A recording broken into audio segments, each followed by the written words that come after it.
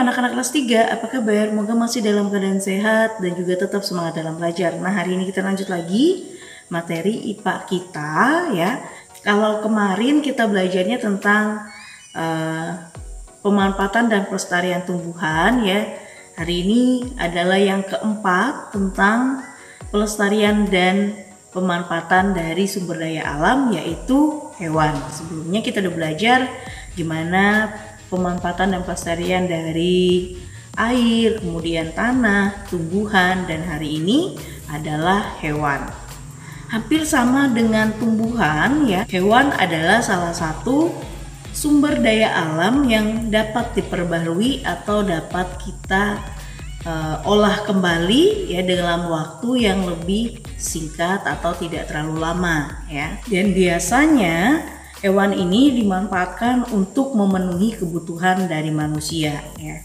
Ada 4 pemanfaatan hewan untuk memenuhi kebutuhan manusia. Yang pertama adalah sebagai sumber makanan, misalnya seperti daging ya, misalnya daging ayam, ikan, ataupun untuk lainnya misalnya adalah seperti susu ya yang berasal dari hewan sapi. Kemudian yang kedua sebagai alat transportasi, misalnya bisa digunakan itu adalah misalnya kuda, sapi, ataupun kerbau.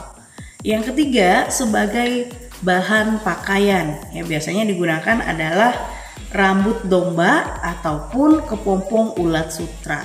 Yang keempat manfaatnya adalah untuk hewan peliharaan ya. Contohnya seperti kucing, kemudian burung ataupun anjing ataupun ikan ya. Nah, itu beberapa pemanfaatan dari hewan ya. Ada 4, ada sumber makanan, kemudian transportasi, bahan pakaian, dan juga peliharaan. Ada beberapa hewan dapat dikategorikan sebagai hewan langka ataupun hewan yang hampir punah ya, karena selalu diburu keperluan ataupun aktivitas dari manusia yang tidak terlalu penting yang sehingga mengakibatkan punahnya beberapa hewan hingga akhirnya langka ya.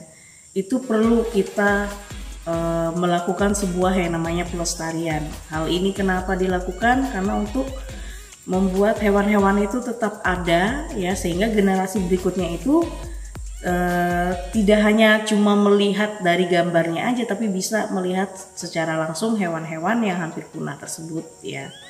Nah, untuk mencegah terjadinya hewan langka ya ataupun punah ini ya, maka dilakukanlah beberapa usaha ya, dimana usaha ini tentu sangat baik jika dapat dilakukan ya, sehingga hewan-hewan itu tidaklah diburu dan dibunuh dengan brutal ya, atau dengan sengaja untuk kepentingan pribadi. Nah, beberapa cara untuk melakukan pemeliharaannya tersebut adalah yang pertama mencegah perburuan liar, yang kedua melestarikan hewan dengan cara melindungi hewan langka dalam suaka marga satwa ya.